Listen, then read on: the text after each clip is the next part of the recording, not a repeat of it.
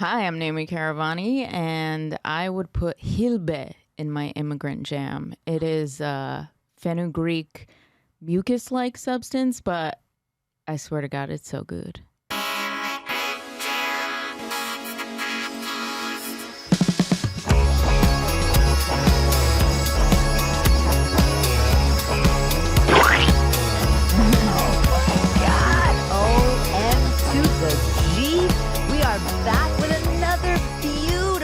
Gorgeous, delicious, and nutritious guest and episode of Immigrant Jam, the podcast. I'm your host, Lucie Pohl. Welcome, welcome, welcome back. If you have listened to episodes before, welcome back. And if you're new, welcome. Embark on the journey that is immigrant life with us.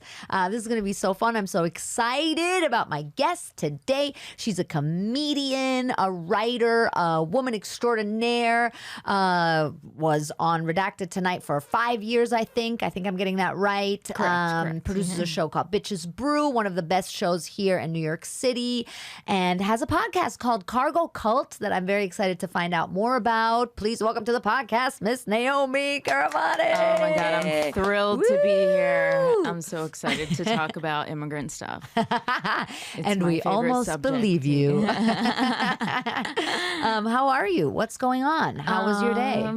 I'm good. I just moved into a new apartment, so I'm like just wading through all the trash that I own and trying to figure out like what I'm keeping and what I'm getting rid of. Packed everything and brought it to the new place, and now you're going through it? Yeah. Interesting. Well, I moved right next door, so I didn't have any incentive to like organize anything. I just like carried stuff over, so you didn't even need a van. You just like carried stuff. Literally next door apartment or next door building. Next door apartment. Whoa, yeah, that's crazy wild. Yeah, crazy insane. Move. In what neighborhood? Yeah, I'm in Bed-Stuy, but nice. I had to go. I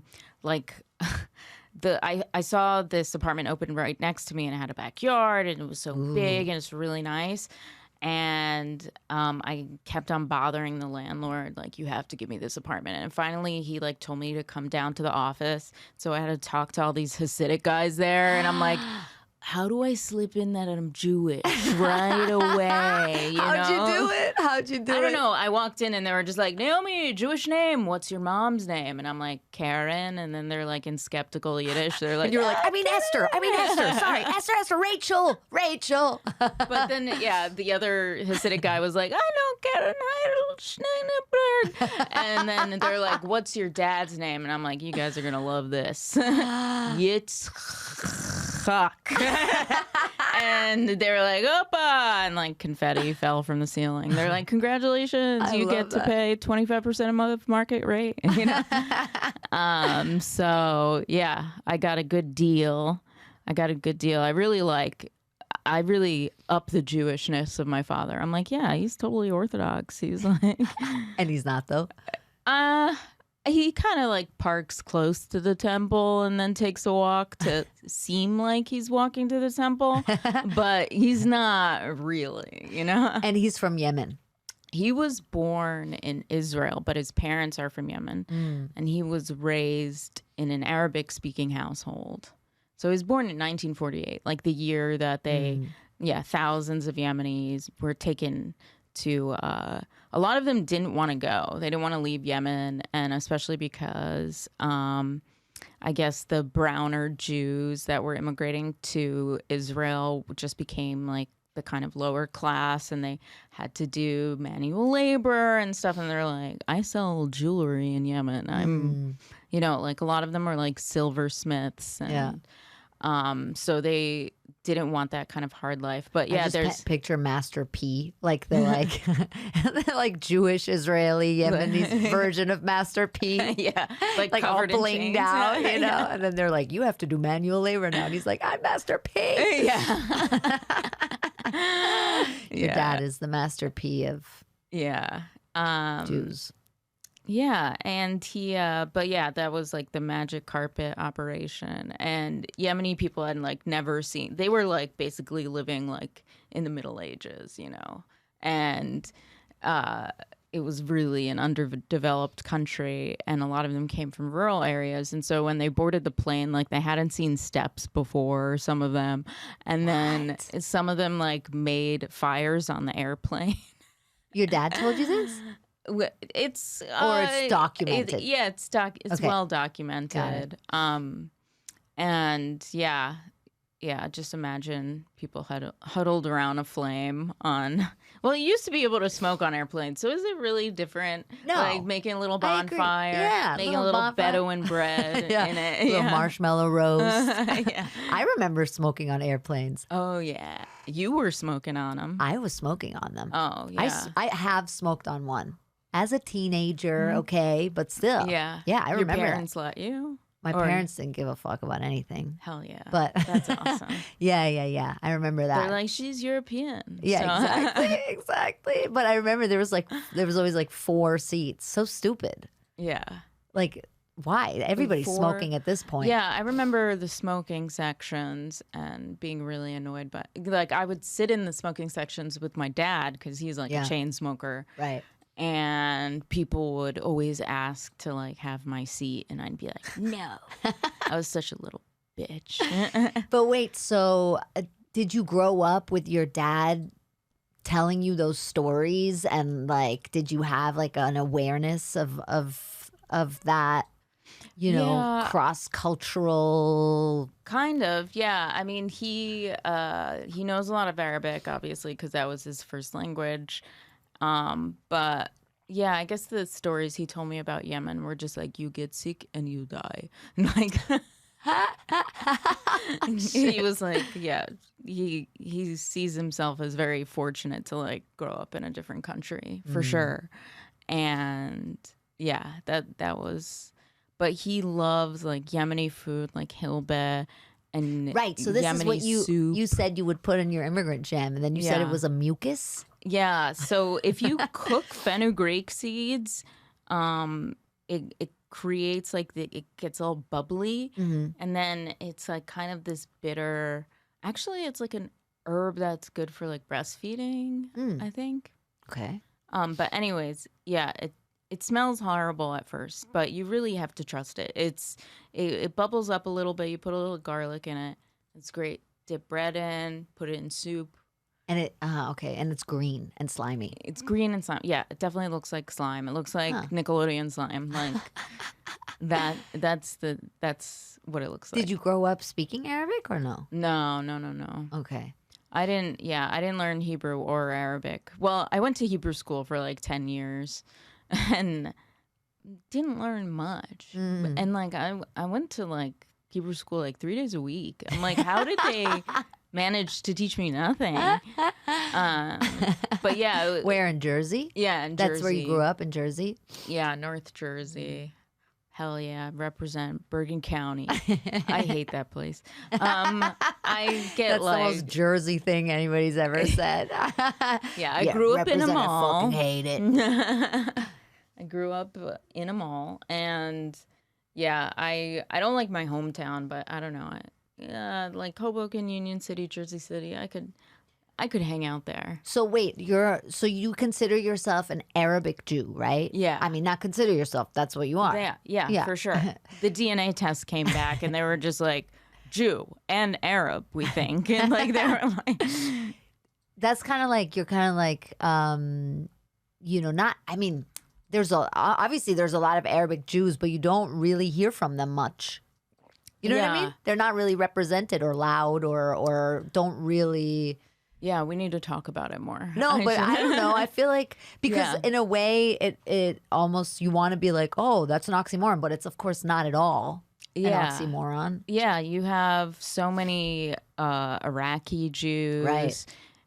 Syrian. Persian Jews, a lot of Moroccan Jews, and just there were populations in the hundreds of thousands that just went to Israel in the 50s and 60s, and everybody's just like, now they're just Israeli, I guess, but it doesn't really explain why they look the way they do or why they, because Yemeni Judaism is also pretty different. It's like pretty close. A lot of the rituals are like pretty close to Islam, and they sang in a similar way. And Like what? Like what else? I'm trying to think what else. Yeah, they like put shawls on their head and sing, and it sounds like Arabic. They're actually singing in Aramaic a lot of the time.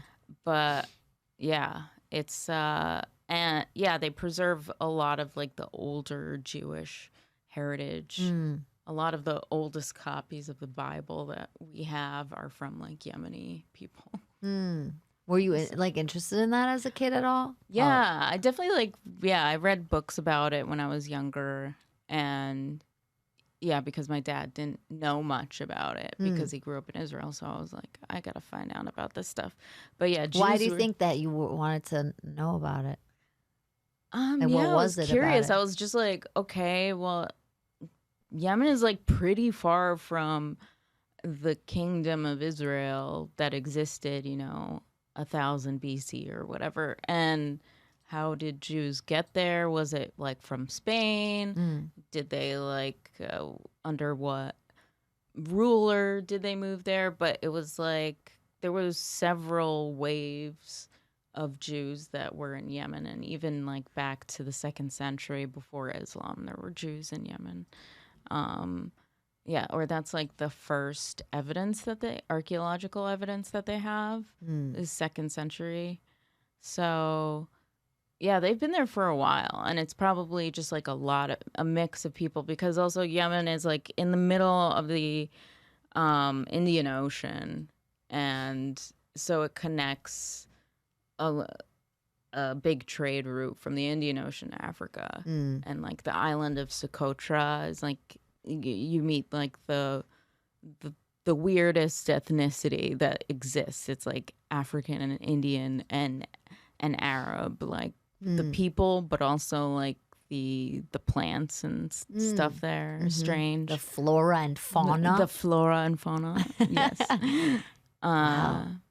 Yeah. So Yemen. Yeah, it's definitely a strange Jew to be, I think, because Okay, yeah, that's I don't the mean title of this episode. I'm a strange Jew to be. Yeah, because I just don't meet a lot of Yemeni Jews other than my cousins, Right. So, and that's what you identify as. Like, if when people ask you, I'm sure you get so many everything but that. Like Greek, I'm sure, Spain, Lebanese, all the whatever. the cat calls are like a game of geography. They're like Persian, the island of Malta. Ooh, those are the intellectual cat callers. Yeah. The ones that want to be real highbrow. Yeah, that's so funny. Yeah, that's definitely what I get. Yeah, definitely a lot of people think I'm Persian, but I probably that has happened. There was probably mixing back then. Yeah. It's so hard to say what people are. Yeah, for sure. Absolutely. I always talk about that on this podcast, that I feel like now that we're moving past like gender, norms or identities or whatever, we should move past national identities and be like nation fluid. Yeah.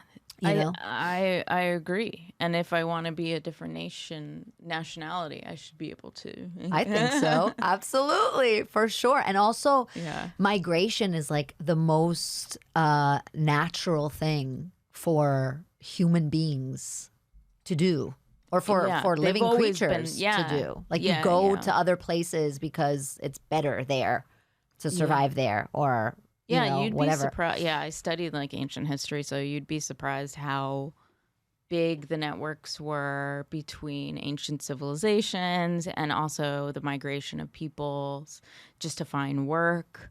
Right. Or being pushed out of somewhere because of natural disaster. It always existed. Right, exactly. It always existed, even though people right now are like, we should build a wall. Yeah. It's like, it's not going to stop anything, buddy. Yeah, exactly. No, that's what I always think. It's so, especially, with this, like, we should build a wall, especially here in the U.S. It's like a totally artificial thing to put on people.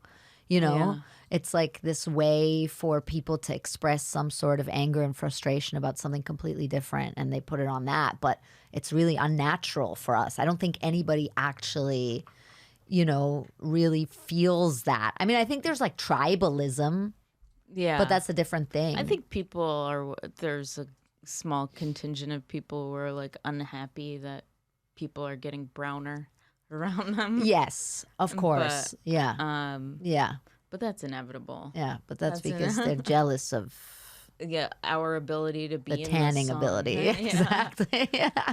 They're like, that's Yeah. not fair. But that's so interesting. You studied ancient history. Yeah, I did. And I did some archaeology. I went to the Middle East I went to Jordan, like near the border of Iraq, and I was digging there. What were you digging for? I was digging an epi-Paleolithic site, so it was like 14,000 Obviously, years. hello. Yeah. It was like right before the agricultural revolution when things start to get interesting.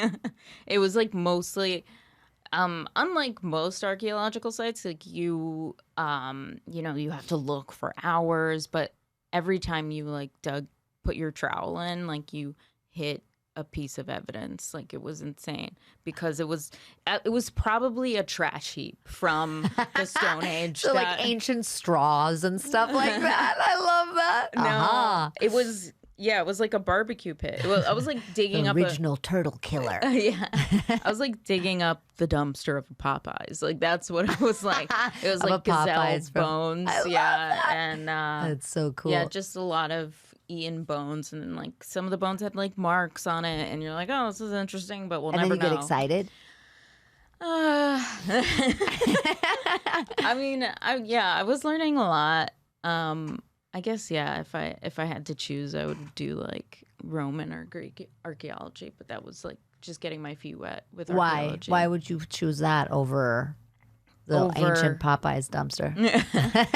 I guess like cool art, mosaics. Okay, and right. Or the real interesting thing is finding burials. That's what every day I would go out there and they'd be like, "You're digging too fast, Naomi." I'm like, "We have to find a body." Oh my God, stop. I'm picturing you like just like, like a cartoon and like a fast forward sequence, just like going like digging through the whole fucking site. Yeah. Digging like a tunnel through the whole I'm like site. 3 meters below everybody else. Just And the burials are the most interesting because then you can obviously piece together stories of what it was like back then. You get so much more information. Than from a gazelle bone. Yeah. Yeah. Than from like what they ate. We'd also find jewelry a little bit, like beads. I keep some of it. Yeah. Like beads, which were from like thousands of miles away. So it was interesting for that. You saw like some of the commercial networks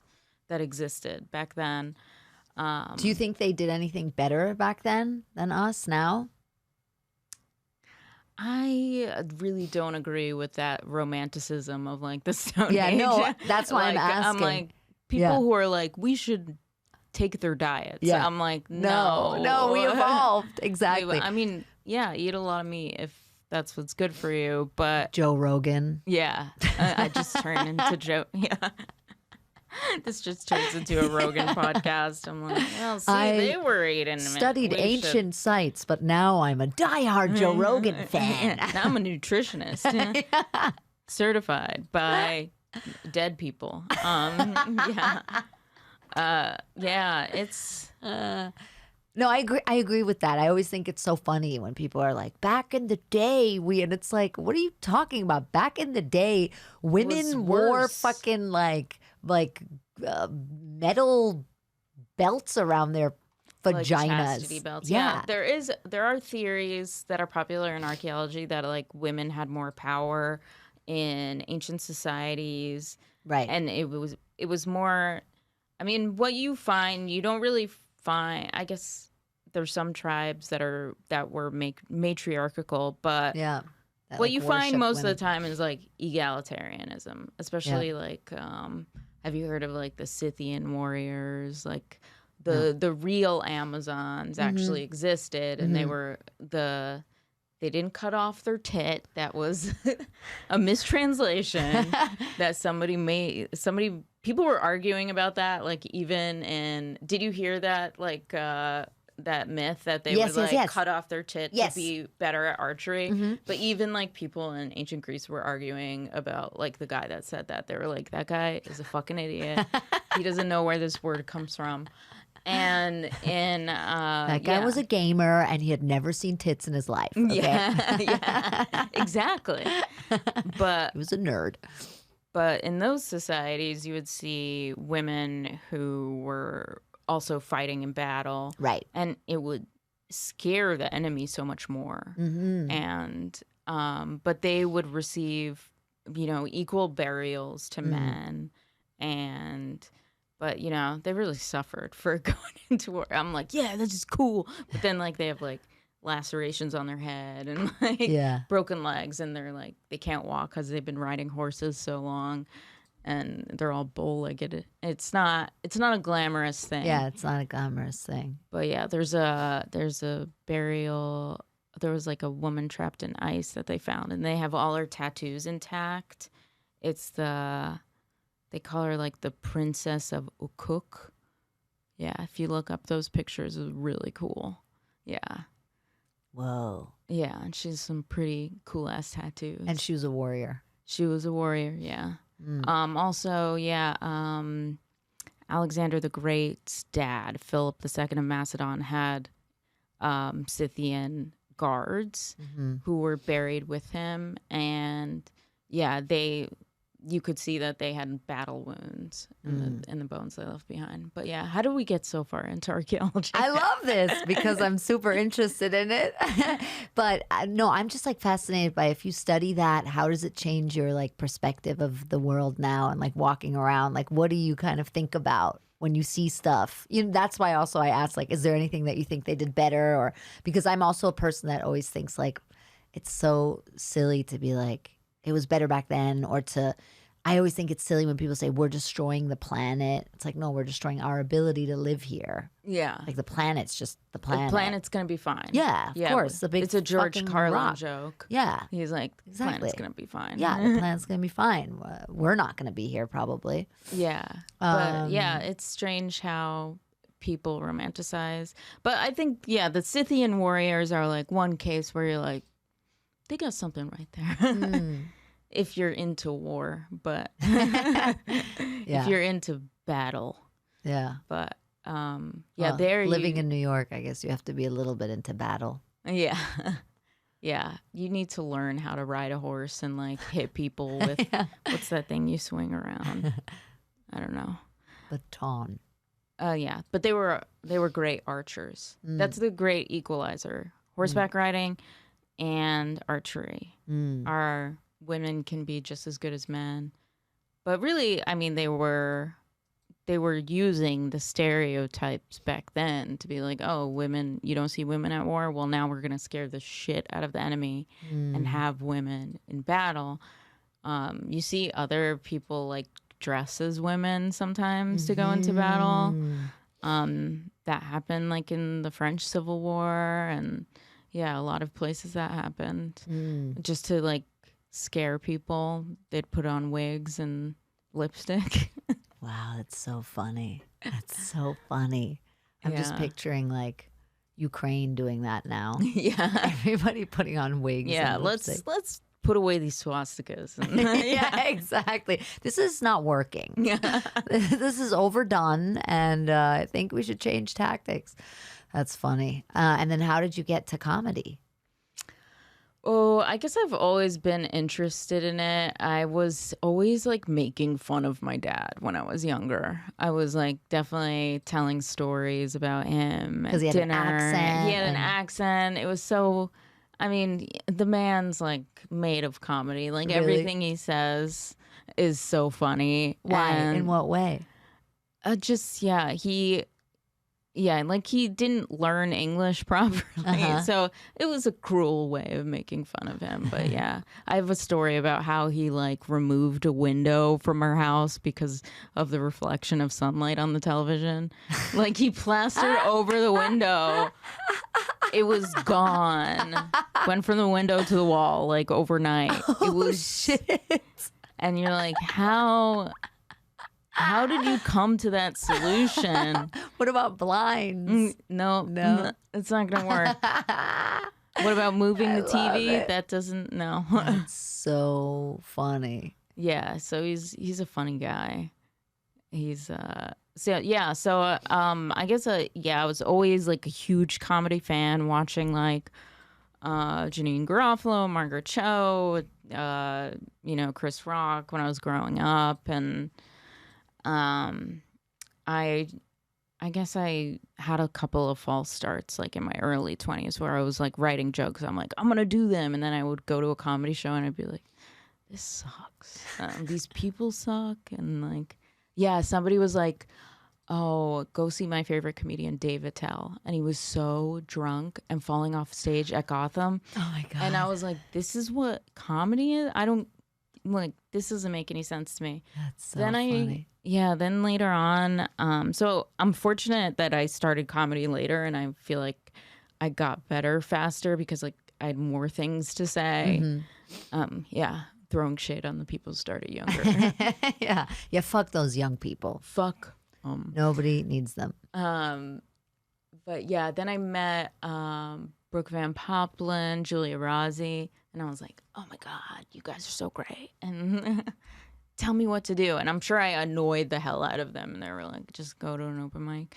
And I did. I went to one open mic and then I just didn't stop. I was just like obsessed. And,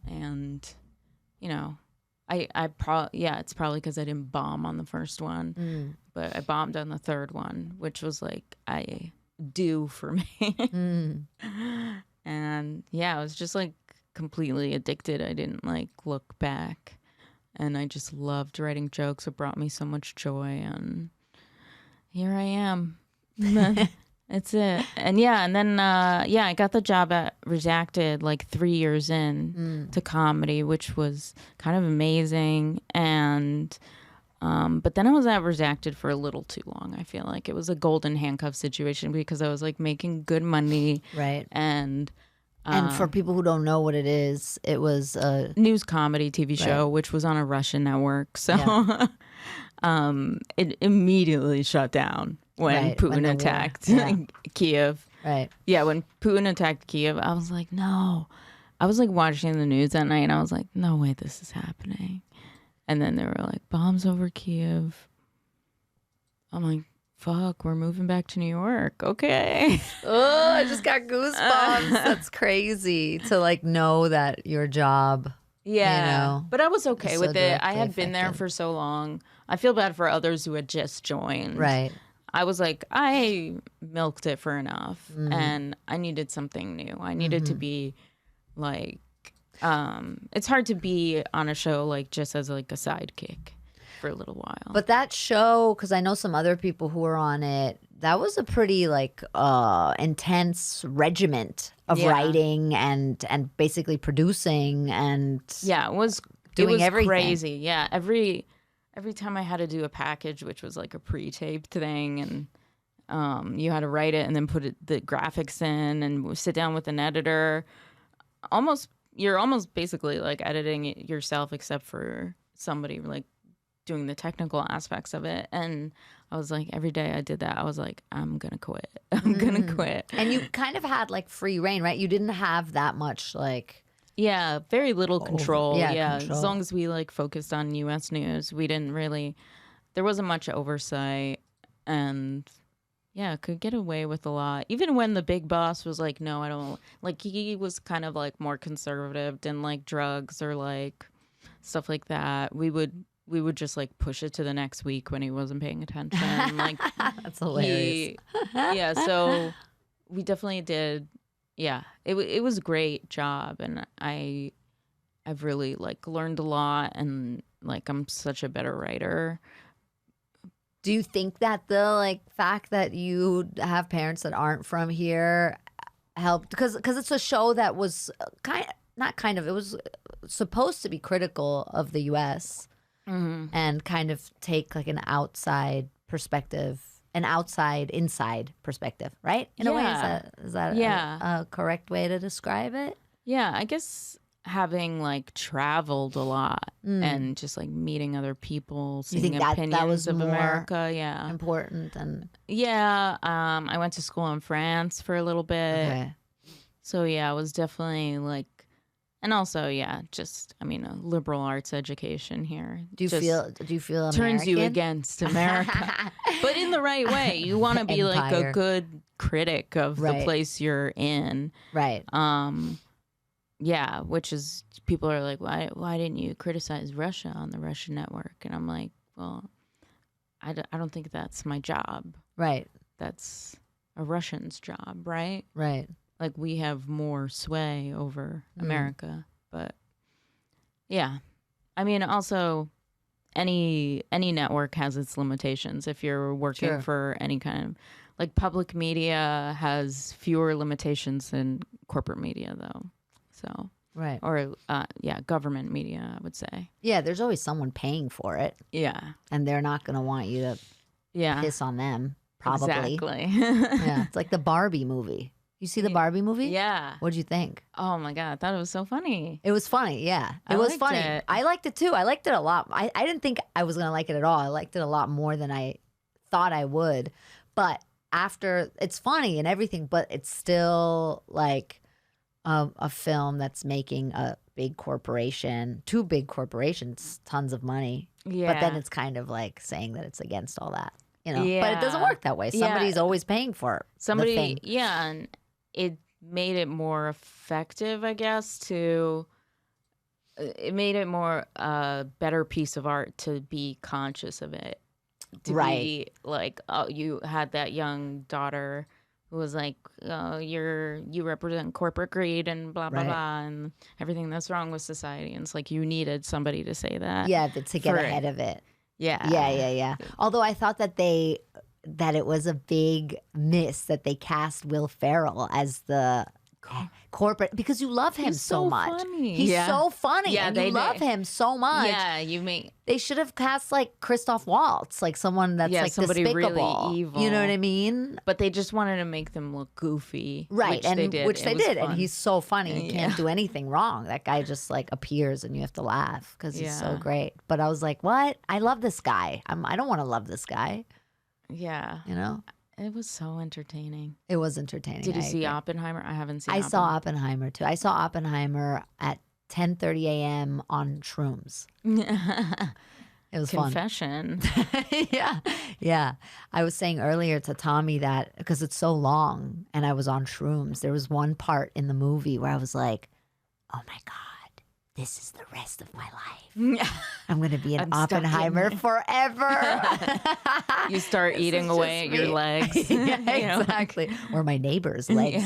No, I liked it. It like cinematically, it was like a fun cinema experience. Yeah. I thought it was too long and also, it's also like very one-sided, but it tells an interesting I haven't story. Seen it, so I have nothing to say about it. But it's crazy that those movies get compared to each other. That's insane. It's just because they came out on the same day. It's totally insane. I mean, it's brilliant marketing. Yes, it is. It is brilliant. Yeah. They got us. Everybody has to see these two movies. They got us. They really did get us. They did. But you know what? I was like, I'm always like anti everything and stuff. But with this, I was like, at least what came out of this is that people went to the movie theaters again. And I went to the movie theaters again. I hadn't been in a while, and I love going to the movies. Yeah, I saw Barbie on the pier in Greenpoint, so it was like really cool outdoor theater. Nice. It was really cool. You didn't need a ticket, just a tote bag to get in. You did need to pay a lot of money, but of course. I'm kidding. But that's nice. Yeah. How did we get to Barbie? Oh, right. Someone's always paying for it. That's what we were saying. Or I was saying. Someone's always paying for it. And right now, nobody's paying for it. So, because of the strike. Right. Also because I don't have a job, but I will soon. would you want to have a writing job at writing and slash? Yeah, news comedy. Yeah, I news guess I'm comedy like, I guess I'm doing that with my podcast a little bit. Like Oh, we yes, do. great segue. Yeah, look at Cargo that. cult, Look yes. yeah, cargo cult. If you don't know what a cargo cult is, it's like when indigenous people like confront technology for the first time. They like imitate it in a kind of way and create these cults. And so you have. What do you mean create these cults? They create rituals and there's leaders and they have ceremonies. Like, for example, in some Southeast Asian islands, in Papua New Guinea, they had people like built airports out of sticks, and they had a guy like waving wands and stuff because they thought they would summon the airplanes that came and dropped the cargo. And it's like, it's also like a derogatory term towards like technology that like doesn't deliver. Like Elon Musk's promises are a lot of the times empty, so people like worship him. It's like the same thing in a way. So yeah, it's like people going through the motions thinking that they're using some sort of technology, but they're not getting the result that they want. It's like my ex-boyfriend with relationship. Yeah. Right. No, wow, that's so cool. So we do like deep dives on different companies. We've got, of course, Elon Musk. We've had to talk about a lot. We talked about SpaceX. We talked about Oracle. We have an episode coming out soon on like fake meat companies. Yeah, like Impossible and Beyond. Right. And why are those cargo cults? Personally, I'm very interested because I don't eat meat, but I hate Impossible burgers. Yeah. And all that stuff. Well, yeah. And I don't get it at all. For one reason, it's like not healthier. Right. Exactly. Thank you. It's not healthy. It's super processed. Yes. Then they also patented the like specific molecule that makes it taste like meat. So they try to shut out other fake meat companies. But there's a push for those companies to become more healthy. But the thing is, a lot of times with these tech companies, you have these leaders like with this messianic message, like we're gonna take everybody on every hamburger bun is gonna have an Impossible burger in the next 20 years. And it basically, they got like a percentage of vegetarians eating it. And it was, yeah, like at first people were like, oh, I'll try this. And then they were like, nah. I'm good. Yeah.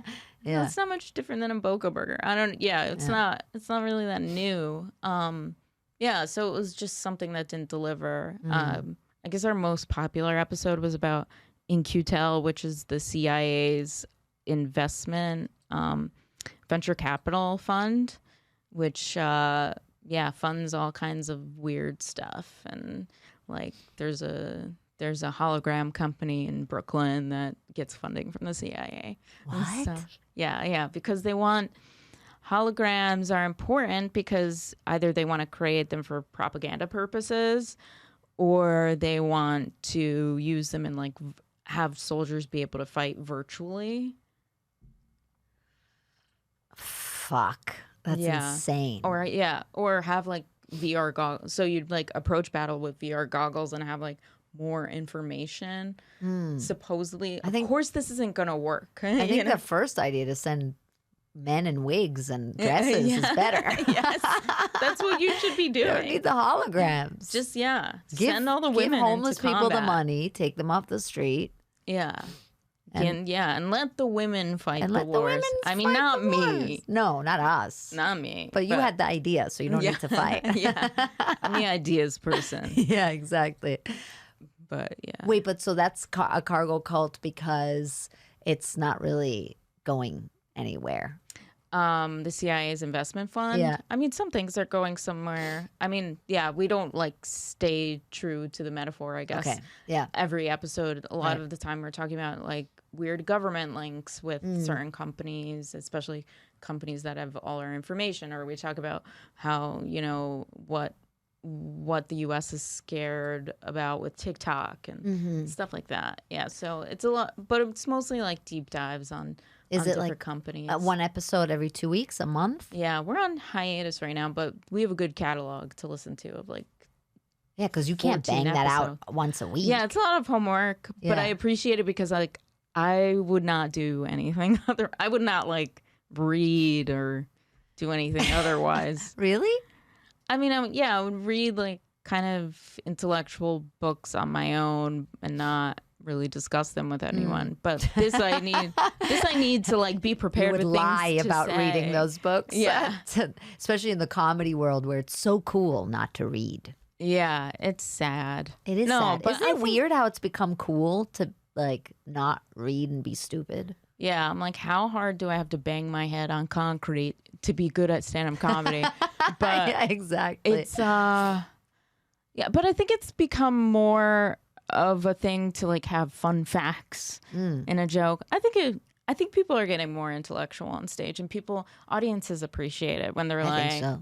at least I'm fucking learning, and they'll pay attention if you tell them something new. Do you have archaeology jokes? I do. Yeah, I guess I do have a little joke about like looking for the graves. Like I was a trash picker aspiring to be a grave robber, like that kind of stuff. Yeah. Yeah, when I did an hour in Edinburgh, I did like a good chunk of what that trip was like. And yeah, archaeologists are crazy people. In what way? They just want to be hardcore. They want to suffer more than you really have to. Suffer. Yeah. Oh. They're like, yeah, we have to all sleep in this room with no fans. What? I would like sleep outside on the patio in Jordan, and then they would complain. I was just always breaking the rules. Because they wanted you in the room without the fan. Yeah, it was. That's so funny. I was like, I'm not fucking doing this. I love that, like the idea that archaeologists have all these weird rules. You're like, this is Harvard, and this school has millions of dollars. And they're like, Yeah, no, just we get a must hotel sleep in room. this tree. Just get a hotel room for us. So Jesus. I don't know. Yeah. They want it, but they don't want to spend the money. They want to use everything for research. Yeah. I guess that's what it is. Yeah. They want to spend as little money as possible, but also like be overly respectful of the traditions in the area. And they're Okay. like we were in this, I guess we weren't in a rural town. We were like at a like truck stop town. So a lot of the families there were more modern, and they were like, oh, you have to cover up. And I'm like, I'm the only woman in Oh city my limits God. covered up. Right. Yeah. And like, yeah, got in trouble for going to the pool. I'm like, fuck. I'm like, I'm not gonna be an archaeologist because of this. You know. But yeah, I mean, my life took me in different directions, but You're an archaeologist of jokes now. Yeah. Of laughter. I Digging up. excavate Yeah, you excavate humor. my feelings and absurdity. Yes. Yes, exactly. Did you grow up with any? I asked you this before, so I feel weird pretending that I didn't. But I asked you if you grew up with any funny proverbs or anything, and you said mostly Arabic curses, which are great. Yeah. What's like one? My dad would, I guess, mistranslate an Arabic, like he would say "fly away from my eyes," like a way of saying "fuck off." But yeah, a lot of the love time that. there was a lot of kusamak, which is Oh, pussy of your mother. I know that one. Yeah, And- Mo Amer has like explains. Oh, I know it because of my Egyptian friend growing up. Oh, really? But she always said kasamak. Yeah, Is that how you pronounce it? Yeah, kind yeah. of. Yeah, Kasamak. she used it. She taught me that one. So for when I was a teenager, whenever I'd go into like a deli and the guy behind the counter was Arabic, I'd be like, "Hey, you know kasamak?" Yeah. You know. And You I'd wouldn't feel open with like Salam. Like, No, I go you were straight like, to- go straight to the pussy of your mother. That's how you. Yeah, That's the how- New York way of saying salam. You know. Kasamak, Yeah, exactly. Which is the pussy of your mother. Like go back to the pussy of your mother that you slithered out of. We have my mom's Romanian, and they have the same pizdamati. It's the same image. Go back into your mother's pussy. Damn. Okay, well, I think we've come to the very witching time of night where we must play the poll questionnaire. Dun, Ooh. dun. I'm scared. Let's see if Naomoi Karavani can dig up the answers to these questions. Get it? Uh-oh. Okay, sorry. Naomi, are you ready to play the poll questionnaire? Yeah, let's fucking go. All right. Sick. If you were president of the United States of America, what American food would you ban? Oh, pizza, because I'm lactose intolerant. Whoa. Even though you could argue it's Italian, but really. Controversial move. All pizza? Every single kind of pizza or one kind of pizza? I would have to say cheese pizza. It has to all be lactose free. Wow. So cashew cheese pizza only? Yeah. If you could deport one American person, who would you deport? The guy Kyle Gordon who made that awful TikTok song making fun of did you see this video? He's No. making fun of radio. He's making fun of DJs and music artists from the 90s who are European and don't know English very well. Okay. And the lyrics are all like, women are my favorite guy. You know, What? when the rhythm is glad. You haven't heard this song? No. Oh my God, it's so viral. I'm And so now proud of it's myself. that stuck I've in escaped my it. head. Right. And he keeps on releasing videos of the song with different girls. And it's so infuriating because you're like, just write another fucking song. You could Right. do the same character. But yeah, That's so funny. I'd Okay. deport him. Kyle Gordon. I don't know Gone. where he's from, but Where would you send him? Serbia, wherever he's making fun of. Yeah. Find out the real. I hear Serbia's pretty cool. I've never been. Yeah, I don't know. I have Serbian friends who are hilarious. Yeah, people. they're funny people. They're funny people, great sense of humor. My friend from Serbia, she always greets me like this. She goes, "Hey asshole, how are you, bitch? I love you." When I was going through the breakup, she was the best pep talker ever. She called me and she was like, "I want you to get up and don't stay in bed. Don't be depressed." I was like, "Oh my God, I'm so scared of this woman. I'm gonna get over it." Did it so work? fast." It totally worked. I Yeah. had her voice in my head all the time. Being Yeah. like, "I want you to get up. Yeah, you Stop just crying." Yeah, you just need a friend to hate you. Yeah. Not to be like, "Oh my God, I understand. Yeah. He's such an asshole." No, you need someone to yell at you. Yeah. Maybe it's just me because I'm German. But It works for me too. I can give you her number if you're ever down. Call me. If I go through a breakup. Yeah, exactly. I heard you give great yelling to She could have a service. That'd be pretty funny. Like instead of Cameo, the app Cameo where you get Yeah. shout outs from people. she could She can just yell at people. shout at. Shout at and We did it. We need to market this. I know, seriously. Trademark Yeah. right now. Don't take Right now. What's the most Yemeni-Jewish thing you've ever done? What's the most Yemeni-Jewish thing I've ever done? Probably, I was shopping in Damascus, 2010, and I put on some I told a shopkeeper I was Yemeni, and he lost his mind, and he made me put on all these wedding dresses.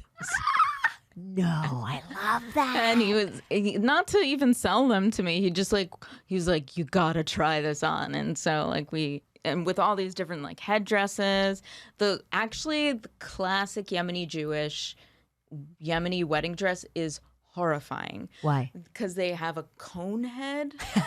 They put a cone head on, and then it's like a bouquet of flowers kind of stuck around it and your body. And then you have henna and all the jewelry you ever owned in your life. All the jewelry in the village is on you. And the cone, I don't even know. Actually, I've been investigating this. If anybody knows where this fucking conehead is You from. don't know where the conehead I don't know. is from? I've read all the Yemeni-Jewish books. I don't Maybe know where it's they're just from the movie. They just are obsessed with the movie. It is definitely more than 100 years old. So Well, I mean, the script might have been around. Yeah. Wow, you Aliens. don't know where the conehead is from. Yeah, it's really ugly. Do you think if when or if you get married, No way. you might do it? No way. Not even for fun? Maybe, You yeah. should make maybe the guy. You make the guy dress up like the bride. Yeah, exactly. Yeah, I like the Moroccan dress. I feel like What's the Moroccan dress?